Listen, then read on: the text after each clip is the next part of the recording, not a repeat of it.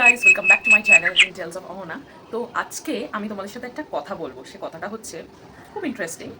সেটা হচ্ছে যে আজকে হলো জামাই ষষ্ঠী, 1 জুন। তো আমরা জানি না তোমরা কজনই জানো, আমরা অ্যাকচুয়ালি মুম্বাইতে থাকি। তো পসিবল ছিল না যে আমরা কলকাতায় গিয়ে জামাই ষষ্ঠী করব। আর এটা আমাদের বিয়ের পর ফার্স্ট জামাই ষষ্ঠী। তো আমরা আর কি ভীষণ এক্সাইটেড ছিলাম। আর ভাবছিলাম যদি যেতে পারতাম তো খুবই মজা হতো, বাট আনফর্চুনেটলি আমরা যেতে এখন পারছি না। বিকজ আমরা ঘুরতে গেছিলাম, তো ওখানে ছুটি নেওয়া হয়েছিল। তো আবার ছুটি 1 মাস পরে আবার ছুটি নেওয়াটা একটু ডিফিকাল্ট। তো ওটার জন্য তো আমরা ডিসাইড করেছি, আমরা না অ্যাকচুয়ালি আমার মামা ডিসাইড করেছে যে ভার্চুয়ালি জামাই ষষ্ঠী হবে। লাইক মানে কোনো একটা রেস্টুরেন্টে গিয়ে আমরা খাবো। তো সেখানে আর কি জামাই ষষ্ঠী যদি কিছু থালি থাকে ওরকম আর কি আমরা কিছু নেব। আর আমার মা ওখান থেকে উপোস থাকবে, আর যা নিয়মগুলো আছে সেগুলো করবে। তো let's get started with the video. তো চলো আমি আজকে তোমায় দেখাবো যে আজকে আমরা সারাদিনটা কী করি, জামাই ষষ্ঠীটা কীভাবে কাটাই। So please stay tuned with my channel.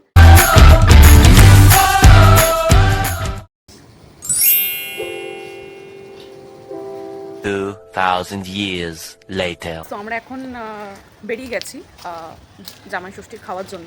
তো চলো তোমাদেরকে দেখাচ্ছি আর কি করছি আমরা গাড়িতে উঠে। এখন অনেকটাই লেট হয়ে গেছে, প্রায় 2টো বেজে গেছে। দেখা যাক আমরা কখন পৌঁছাই। এই মুম্বাইতে যেতে যেতেই প্রায় 1.5-2 ঘন্টা লাগবে। তো এটা হচ্ছে আমার হাজব্যান্ড, দেখো তোমরাই বলো কীরকম লাগছে। তো দাঁড়াও, ওর আউটফিটটা তোমাদেরকে দেখাচ্ছি। ওর সেজেছে এরকমভাবে, তো তোমরা বলো যে কেমন লাগছে ওকে। আর আমার লুকটা দেখাচ্ছি। আচ্ছা, তো এটা হলো আমার লুক। আমি একদম সিম্পল রেখেছি লুকটা। ভাবছিলাম শাড়ি পরবো, বাট এখানে প্রচন্ড গরম, তার জন্য শাড়িটা পরছি না। তো চলো আমরা যাই, তো তোমাদেরকে দেখাবো ওখানে। মানে চলো লেটস গো।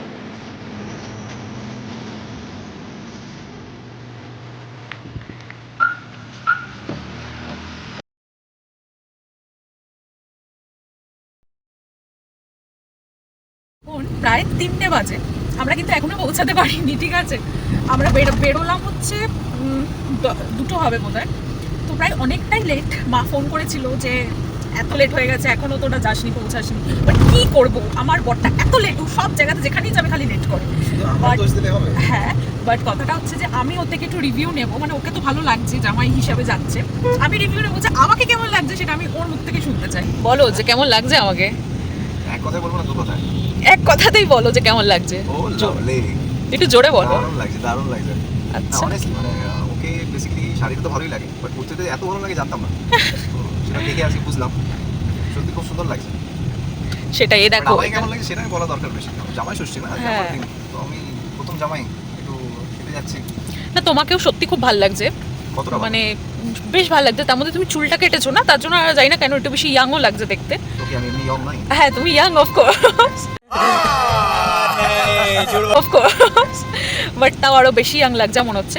তো এটা না আর কি বললাম, তো এটা মুম্বাইতে কীরকমভাবে কী হয়, এখানে তো আমরা আমাদের মামাদের তো পাইনি। তো এটা একটা ভীষণই একটা আফসোস আছে যে আমরা পাইনি ওদেরকে প্রথম বছর। বাট আমরা না নিজেদের মতন করেই না খুব এনজয় করছি। আর ওদিক দিয়ে আমার মা বাবাও না মানে খুবভাবে আর কি এনজয় করাতে চেয়েছে, আর সেটা আশা করছি ঠিকঠাক ভালোভাবেই হবে। তো তো চলো তোমরা আমাদের সাথে থাকো, দেখতে থাকো যে আমরা অ্যাকচুয়ালি কী আর করছি। আচ্ছা, একটা ফানি কথা যেটা আর কি বলতে চাই, ওর ইচ্ছা ছিল প্রথম জামাই ষষ্ঠীতেও কি করবে সেটা ওর মুখ থেকেই তোমরা শোনো।